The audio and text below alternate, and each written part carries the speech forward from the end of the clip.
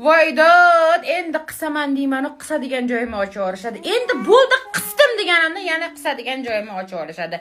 Mana bu ko'rinishda bir-ikkita profillarda videolarga ko'zim tushdi. Tagiga komment yozib qo'yibdi avtor.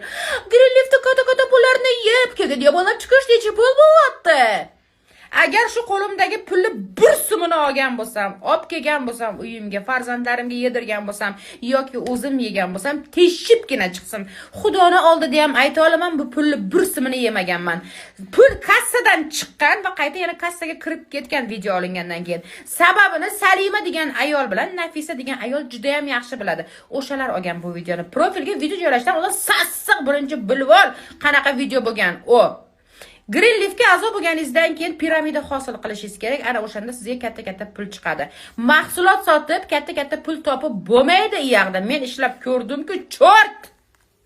Yana mahsulotlari osmon bo'lib yotibdi. Mahsulotlarini olib sotaman desangiz foyda ko'ra olmaysiz, katta daromadga chiqa olmaysiz.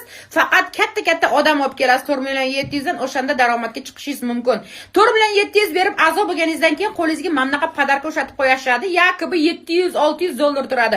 Xitoy предложениясida именно Greenleaf mahsulotlari kopeyka turadi. Mana bittasini isboti. Yuzga o'xotini men ishlatib ko'rdim. Bir tillik foydasi yo'q. Undan ko'ra qo'yi dimbasini surting. Shunday foyda beradi. O'rtoqlar, hamma mahsulotlari yaxshi yoki yomon deb fikr bildira olmayman. Aynan ishlatganlarim haqida gapiryapman.